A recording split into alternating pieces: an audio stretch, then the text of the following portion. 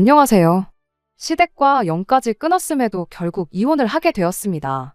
돈 얼마 때문에 천륜을 끊어낸다며 저 혼자만 세상 나쁜 년 취급을 받고 있었어요.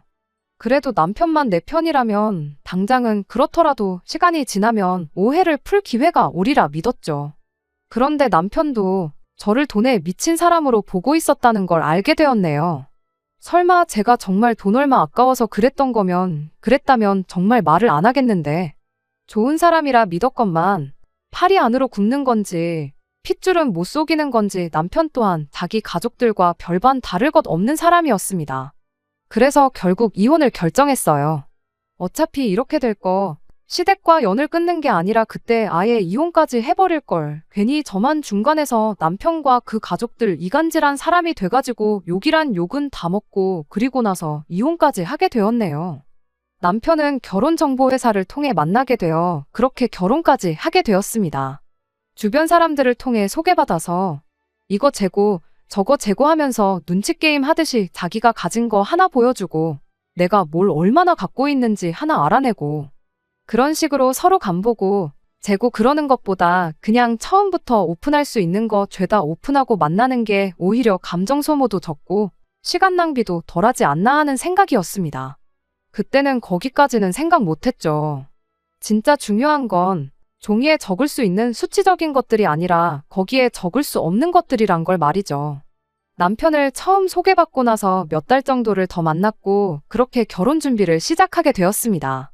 남편 자체만 두고 보면 조건도 저랑 비슷했고 시부모님 또한 괜찮은 분들이셨어요.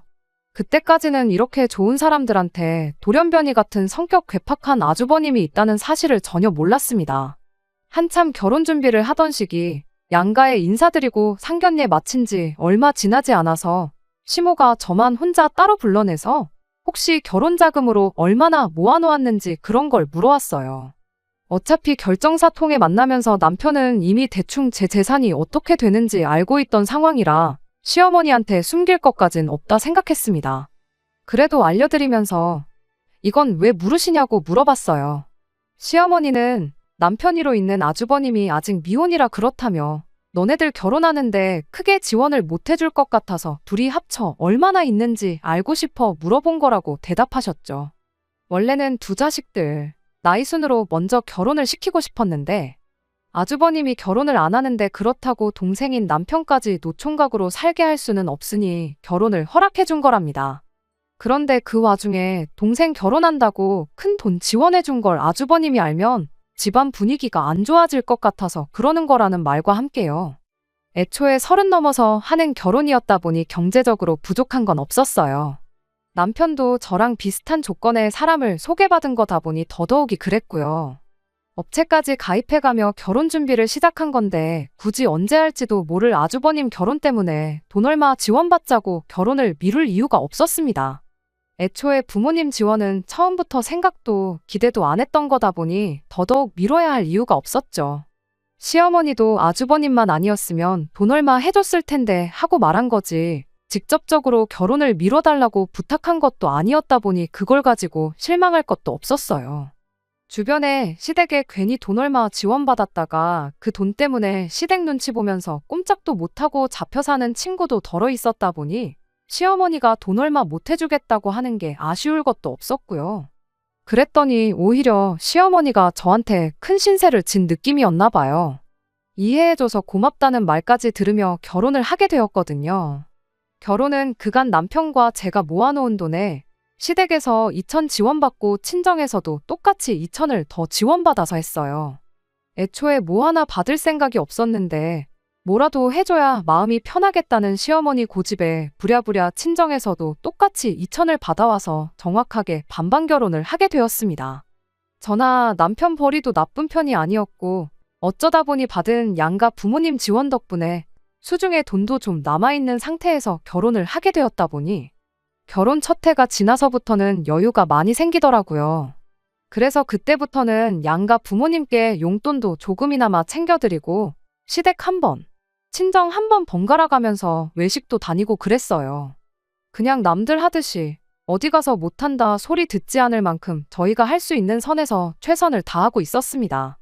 연애 기간이 짧았던 만큼 결혼 전에 몰랐던 서로의 생활 습관들 때문에 티격태격 하는 일이 몇 번 있긴 했지만 또 연애 기간이 짧았다 보니 남들 연애할 때 해야 할 것들을 결혼하고 나서 한다고 둘이 여기저기 놀러 다니고 보러 다니고 먹으러 다니고 하면서 말 그대로 연애 같은 신혼생활을 만끽하고 있었습니다.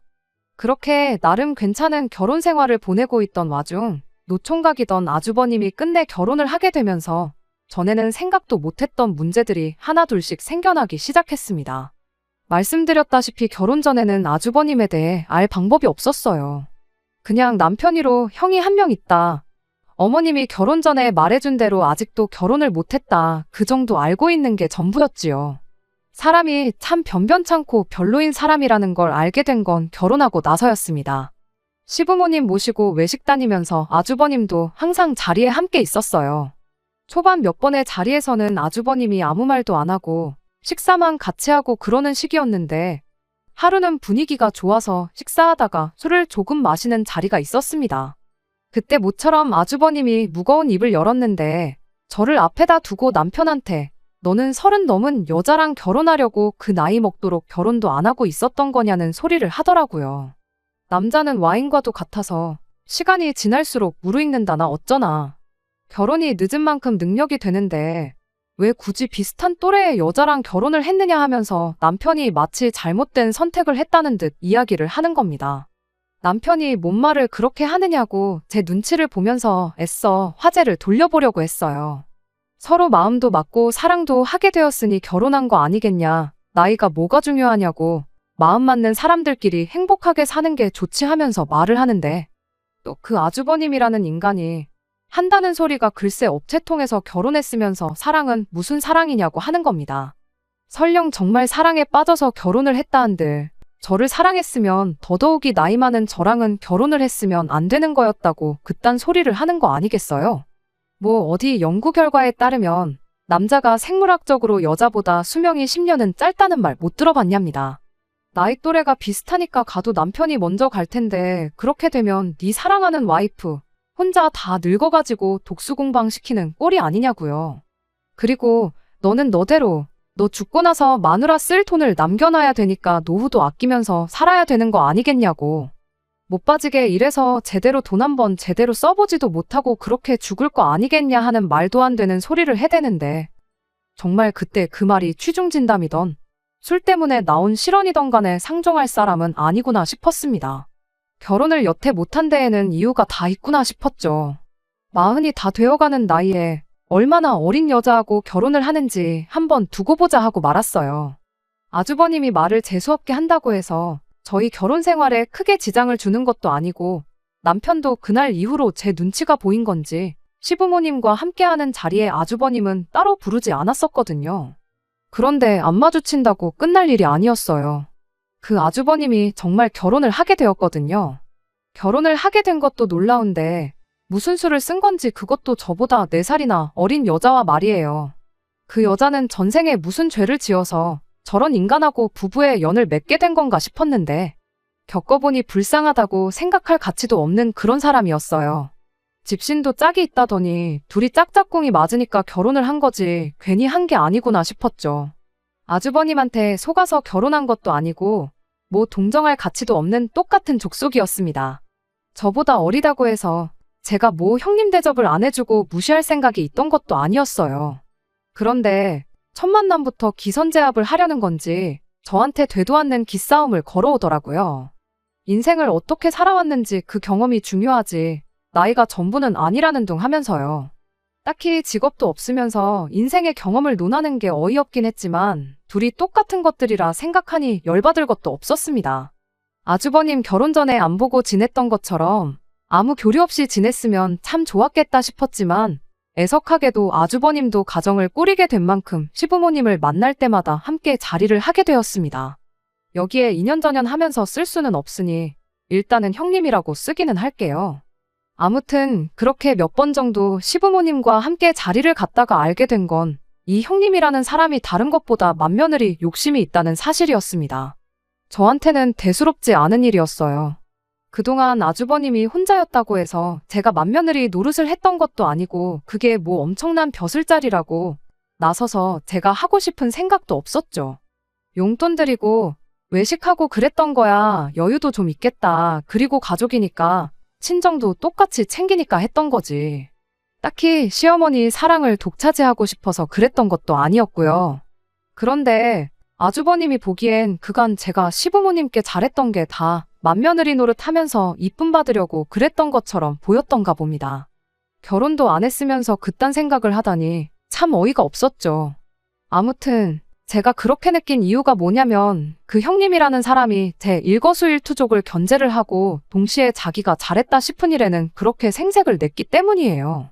말씀드렸다시피 맏며느리 자리에 별로 욕심도 없고 오히려 그 귀찮은 거 대신 해주면 고마울 따름이었는데 문제는 그 생색을 내 돈으로 내려던 게 문제였어요. 아주버님네 결혼하고 처음으로 세 식구가 같이 모여 외식을 했던 날이 있어요. 그간 아주버님네 집들이 등등해서 거의 집에서 모였다 보니 그렇게 세 식구가 외식을 한 건 그날이 처음이었죠. 식사가 마무리되어 갈 때쯤 누가 시키지도 않았는데 형님이 오늘은 자기가 사겠다며 혼자 가서 계산을 하고 오더군요.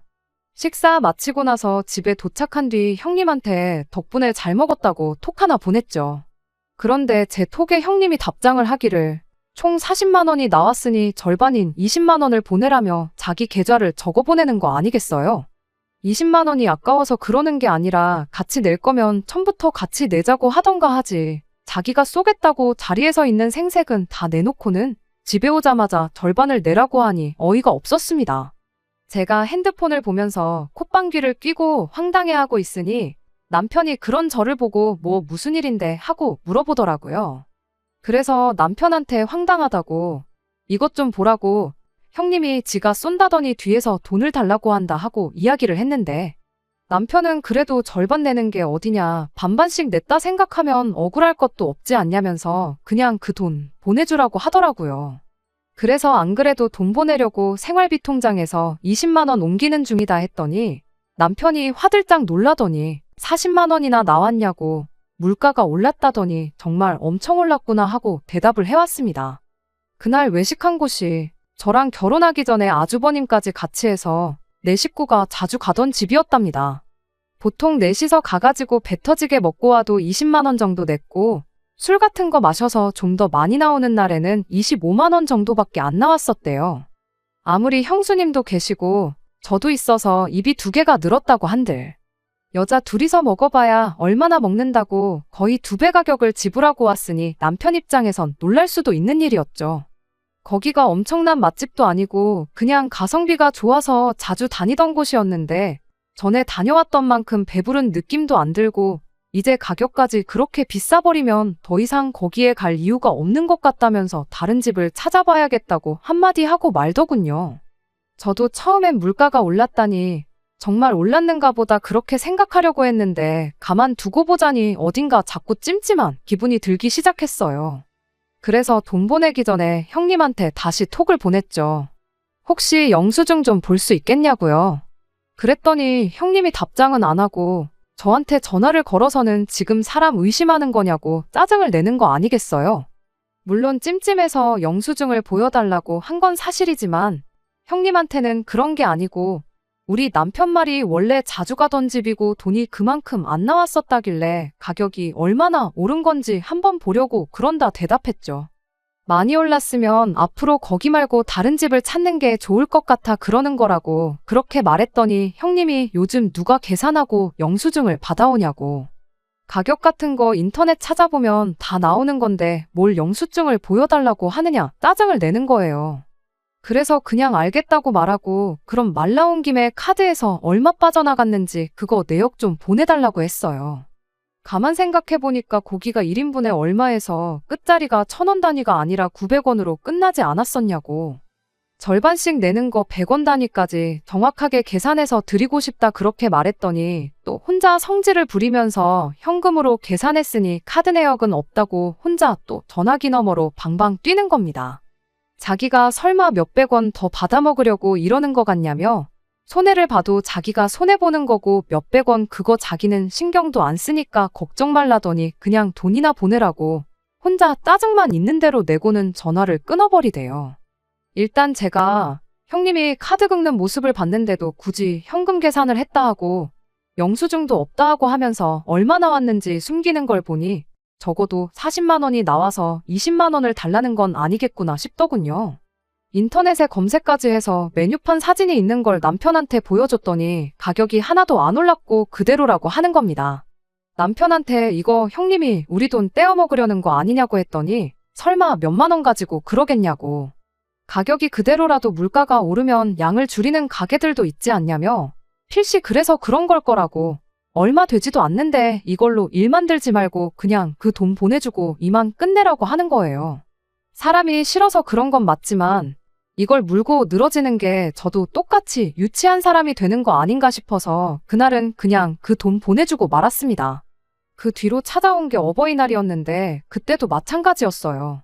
형님한테 연락이 왔는데 어버이날 두 분 드릴 선물을 반반씩 같이 내서 사면 어떻겠냐고 하더니 톡으로 인터넷 쇼핑몰 링크를 2개 보내더라고요. 아버님 드릴 겨울 잠바랑 어머님 드릴 무스탕 이렇게였는데 뭐 5월에 겨울옷을 사드리느냐 했더니 원래 이럴 때 사야 저렴하게 사는 거 모르냐며 저보고 헛똑똑이라고 하더군요. 각각 아버님께 40만 원, 어머님께 80만 원 정도 했는데 제가 느끼기에 싸게 사는 느낌이 들지도 않았어요. 일단 알겠다고 하고 혹시나 싶어서 똑같은 옷을 인터넷에 검색해봤는데 형님이 보내준 쇼핑몰은 수많은 쇼핑몰 중에서도 가장 가격이 비싼 곳 사진을 찍어서 보낸 거였더라고요. 뭔가 느낌이 쎄하더니 역시나였죠. 다른 데는 아버님께 10만 원 정도 하고 어머님 옷은 한 25만 원 정도 했거든요. 그래서 형님한테 다시 전화를 걸어 다른 데서는 다 가격이 훨씬 저렴한데 너무 안 찾아보신 거 아니냐 그렇게 물었더니 말하기를 그런 데 거는 다 짝퉁이라서 가격이 싼 거라고 저보고 뭘 모른다는 식으로 말을 하는 겁니다. 뭐 명품도 아니고 일반 브랜드의 짝퉁까지 있는가 싶어서 그러시냐 하고 그냥 시부모님 선물은 각자 알아서 하자고 했어요. 저희는 그냥 작년에 했던 대로 두 분께 각각 50만 원씩 드리겠다 말하고요. 형님은 끝까지 선물을 같이 사서 하는 게 더 싸게 먹히는 거 모르냐면서 저한테 어떻게든 60만 원을 받아가려 했지만 그냥 그런 건 각자 알아서 하자고 말하고 전화 끊어버렸습니다. 안 봐도 형님 꿍꿍이가 뭔지 눈에 다 보였거든요. 저한테 60만 원 받아가서 제 돈으로 선물 사서 같이 했다고 시부모님한테 생색내고 남은 돈은 남은 돈대로 자기가 챙길 거라는 게 안 봐도 뻔했어요.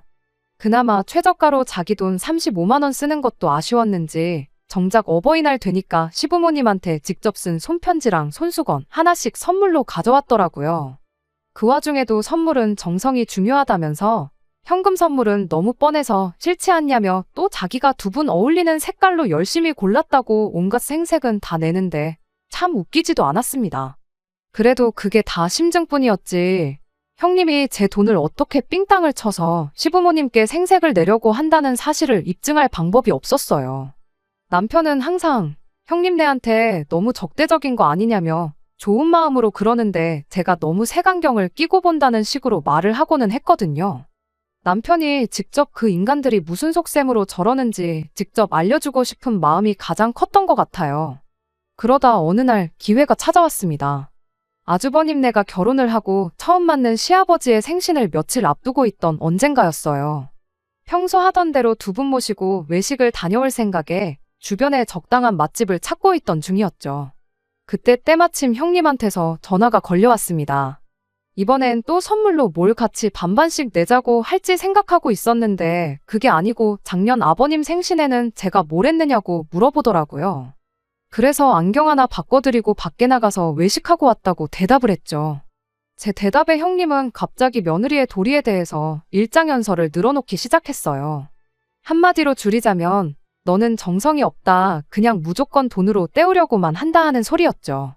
그러면서 한다는 소리가 이번 아버님 생신이 자기가 결혼하고 처음 맞는 집안 행사이니만큼 자기는 직접 자기 손으로 아버님 생신상을 차려드리겠다는 소리를 하더라고요. 저한테 무슨 대답을 듣기 위해 전화까지 한 건지 모르겠어서 그러시냐고 참 대단하다고 마음에도 없는 칭찬 한마디 해주고 열심히 준비하시라고 응원까지 해주고 전화를 끊으려고 했어요. 맛집 찾는 것도 일이었는데 저한테야 번거로운 일거리 하나 줄어드는 거나 마찬가지라 좋을 것도 나쁠 것도 없었거든요. 그런데 형님이 전화를 안 끊고 가만히 있더라고요. 할 말 다 하셨으면 전화 끊겠다 하고 통화 종료 버튼을 누르려는데 난데없이 저한테 돈을 보내라는 겁니다. 그 말에 저한테 뭐 맡겨놓은 거 있느냐고 바로 대답을 했죠. 그랬더니 그게 아니고 자기가 장봐오고 음식하고 그런 건 다 할 테니 저는 재료값을 내라는 소리를 하더라고요. 다짜고짜 돈부터 보내라니 저 인간이 무슨 속셈으로 저러는가 대번에 눈치를 챘어요. 그래서 제가 형님한테 이렇게 말했습니다. 방금 전까지 저보고 정성이 부족하다고 며느리의 도리에 대해서 설명하지 않으셨냐고. 그런데 이번에도 또 돈으로 때우라는 소리를 하는 거냐고요. 돈까지 내놓고 정성 없는 며느리 취급받고 싶지는 않으니 재료값도 반반씩 내고 나도 같이 음식하는 거 도와드리겠다고 했죠. 이왕이면 장 보는 것도 같이 하자고 수고를 똑같이 해야지 괜히 뭐 하나 덜 해가지고 정성 부족한 며느리가 되고 싶지는 않다고 계속 형님 속을 긁어댔어요. 그 와중에 잔머리는 얼마나 잘 돌아가는지 아버님 생신 당일에 깜짝 파티를 열 생각이라고 준비는 같이 한 걸로 할 테니까 그런 부분은 걱정 말라면서 끝까지 돈만 대라는 식이었습니다. 말인즉슨 평일에는 제가 출근을 해야 하니까 음식 준비를 같이 못한다는 소리였죠. 형님이야 직장이 없으니 남아도는 게 시간이잖아요. 제가 끝까지 뭐 그럴 거 있냐고 월차 하나 써서 일 빼고 돕겠다 그렇게 말을 했더니 음식 준비할 게 한두 가지가 아니라 전날부터 준비할 거라고 회사에서 시아버지 생신 때문에 이틀씩 일을 빼게 두지는 않을 거 아니냐면서 끝까지 자기 혼자 준비하겠다는데 그 속이 너무 뻔히 보여서 웃음도 나오지 않았습니다. 그래서 얼마나 필요하시냐고 물었죠. 형님은 대번에 한 100만 원 정도면 되지 않겠냐 이런 소리를 하더라고요. 일단 넉넉하게 예산을 잡고 남으면 남는 대로 다 돌려준다고 하는데 명절장을 봐도 그만큼은 안 나오겠다고 한마디 하려다가 참았습니다. 그냥 제가 모르는 척 쏘가 넘어가 준 거예요. 그냥 이참에 남편한테 저 형님이라는 사람이 온갖 장꾀로 우리 돈 떼어먹고 있다는 사실을 알려줘야겠다는 생각이었거든요. 그날 100만 원 보내면서 남편한테 한번 아버님 생신 돼서 보자고 그렇게 말하고 그날 하루를 넘겼습니다. 그렇게 시간이 지나 아버님 생신 당일이 되었습니다.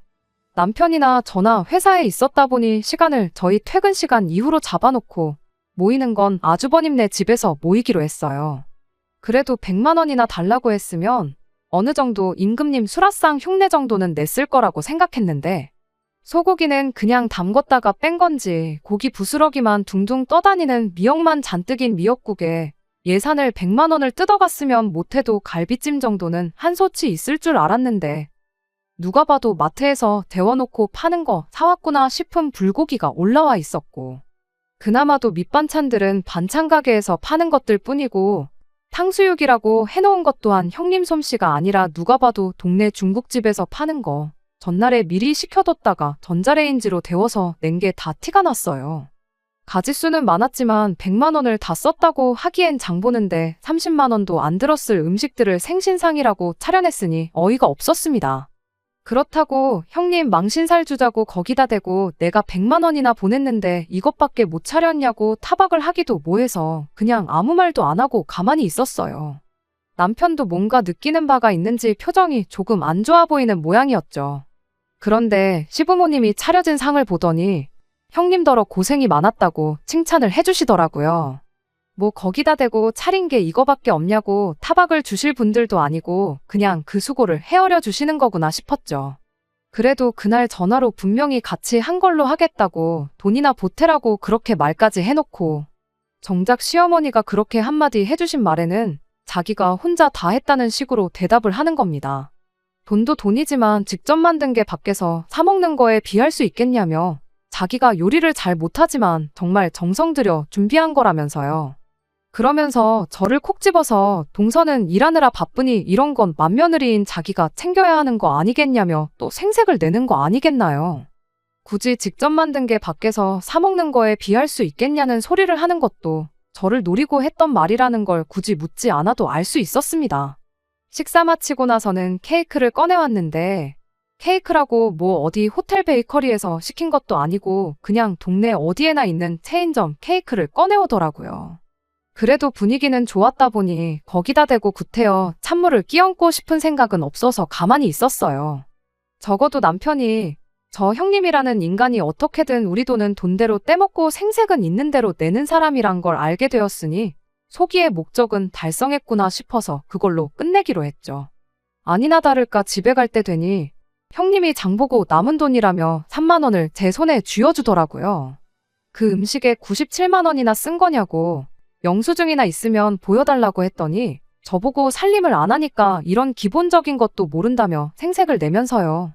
시장 같은 데서 현금 주고 사면 마트 같은 데보다 엄청 싸게 살 수 있는 거 모르냐면서 죄다 현금으로 사가지고 영수증이 따로 없다는 소리를 하는 거 아니겠어요? 아니 뭐 싸게 사기는 뭘 싸게 샀냐고.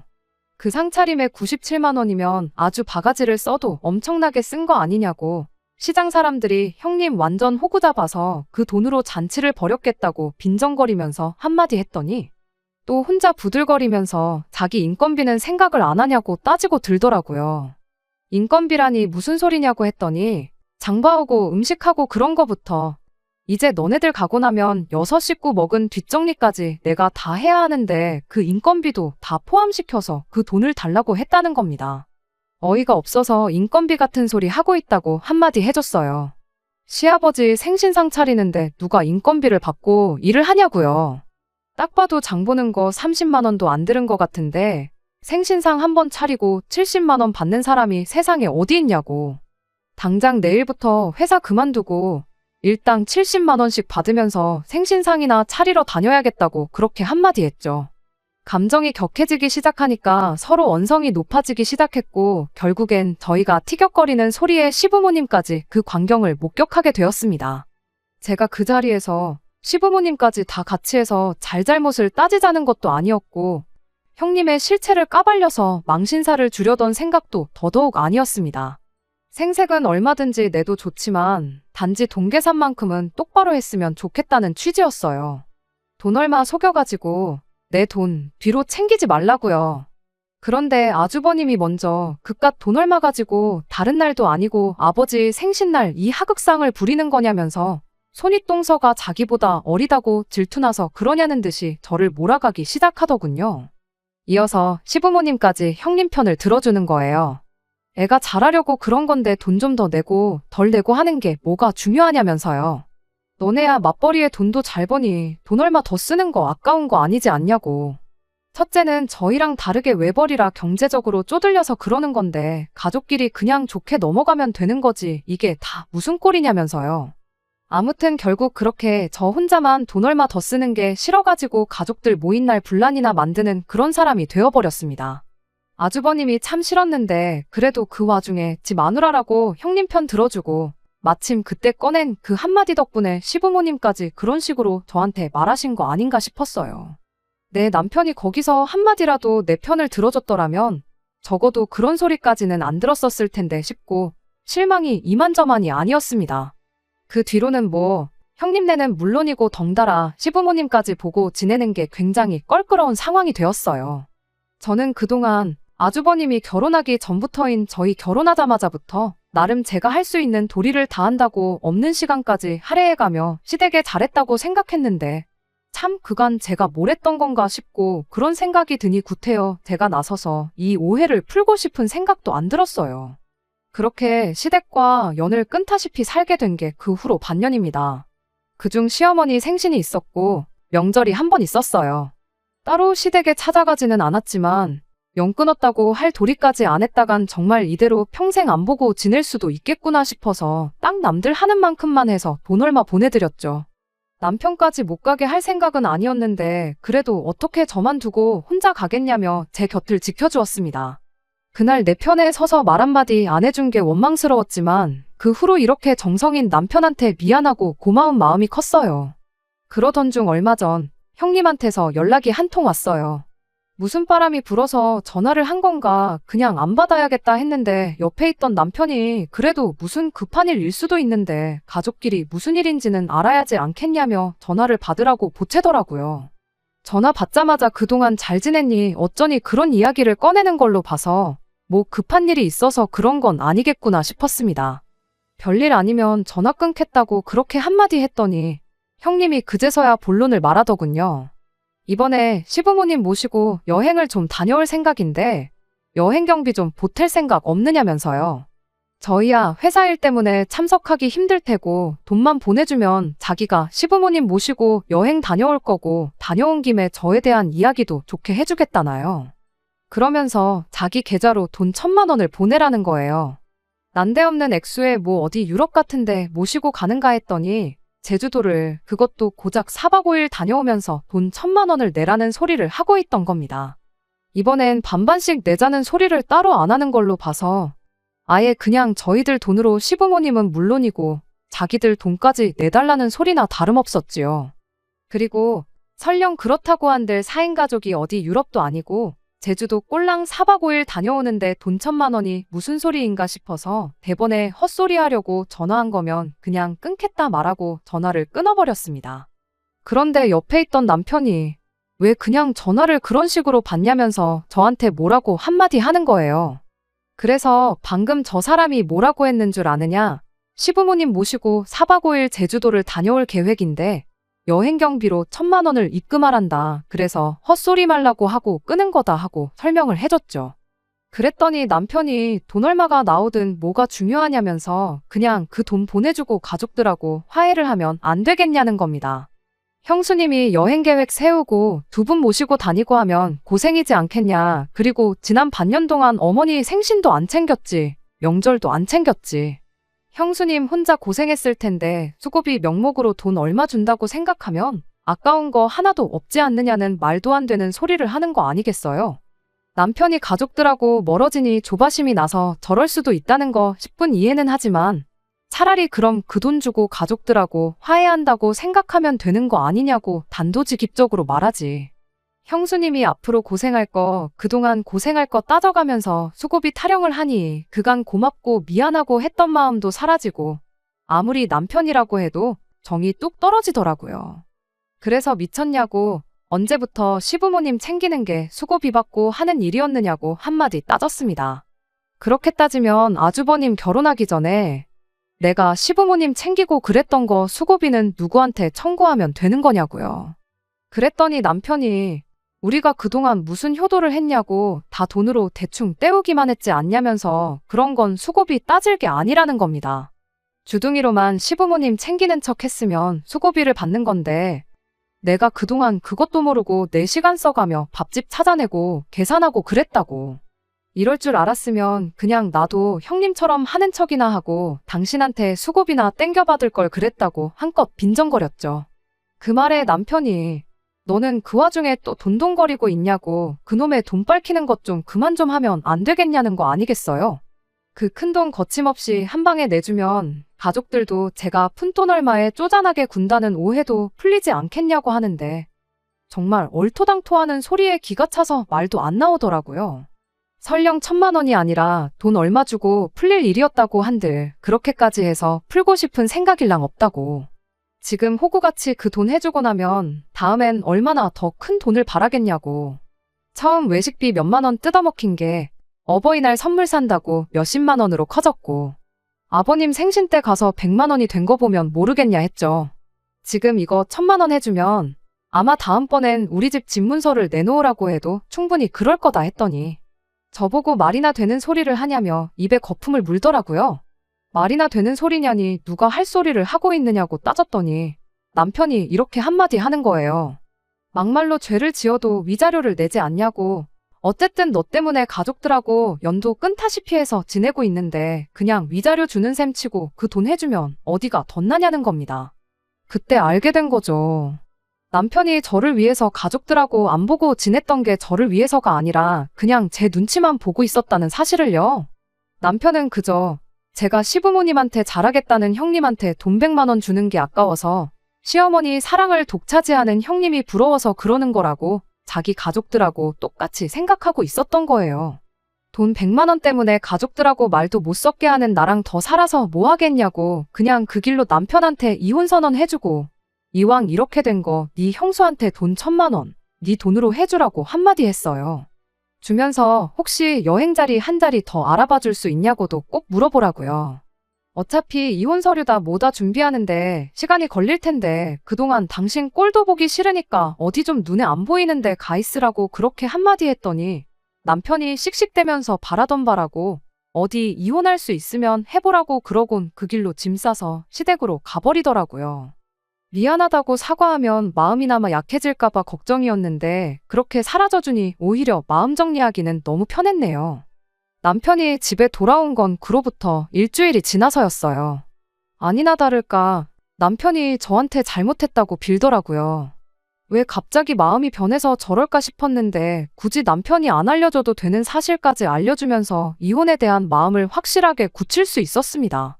시어머니가 아주버님네 결혼할 때 돈 얼마 해준 게 아니라 아예 5억 하는 신혼집을 하나 해준 걸 알게 되었대요. 그 말 듣고 저도 놀라긴 했어요. 어떻게든 2천을 해주신 게 없는 형편에 짜내고 짜내서 해주신 건 줄 알았는데 그냥 말 그대로 저희는 둘 다 직장도 있고 돈도 어느 정도 버니까 2천 먹고 떨어지라는 식이었던 거고 아주버님한테는 5억 집을 묻지도 따지지도 않고 해준 거였어요. 괜히 그 여자가 집도 절도 없는데 나이마저 10살 가까이 차이 나는 아주버님하고 괜히 결혼을 한 게 아니었던 거죠. 5억 집을 해줘서 시댁에 여력이 있는 건가 싶었는데 막상 보니까 시부모님은 정말 전 재산에 노후까지 털어서 그걸 해준 거였고 아주버님도 벌이가 별 볼 일 없으니 어떻게든 자기 돈 나가는 거 아껴보겠다고 조금씩 저희 돈을 뒤로 떼어 먹으려고 온갖 개수작을 벌였던 거 아닌가 싶었죠. 그리고 그걸 알게 된 남편도 시부모님한테 크게 실망을 하게 된 거고 그만큼 받았으면 우리가 금전적으로 시부모님한테 뭘 해줘야 할 이유도 없겠다 싶어져서 그제서야 집에 돌아와서는 그냥 시댁과 연 끊고 살자고 하면서 저한테 싹싹 빌었던 거였고요. 하지만 일주일이 지난 만큼 저는 이미 마음을 굳혔다 보니 남편이 사과하고 싹싹 빈다고 해도 받아줄 마음이 없었습니다. 오히려 남편이 시댁과 연 끊고 살자며 꺼낸 그 아주버님 신혼집에 얽힌 뒷이야기가 마음만 더 굳게 먹게 해주는 꼴이 되었네요. 이혼한 지금에 와선 형님, 아니 그 여자한테 고마운 마음까지 드네요. 내 돈으로 생색도 내고 자기 돈까지 아껴보려다가 이렇게 저를 그런 거지 같은 집구석에서 탈출시켜준 거나 마찬가지니까요. 40줄에 장가 못 간 장남아들 결혼시키는데 5억이 들었는데 부모님도 아니고 형님네한테 돈 쓰는 게 아깝냐고 따져묻다가 이혼당한 아들 재혼시키는 데는 얼마나 들런지. 이미 이혼한 마당에 뭐 그게 중요한가 싶지만 조강지쳐 냅두고 가족들 편만 들다 이혼당한 남편이 평생 일을 두고 후회 속에 살았으면 참 좋겠습니다. 끝까지 들어주셔서 감사합니다. 오늘의 사연은 여기까지입니다. 구독과 좋아요, 알람 설정 부탁드리고 더 좋은 사연으로 다시 찾아뵙겠습니다. 감사합니다.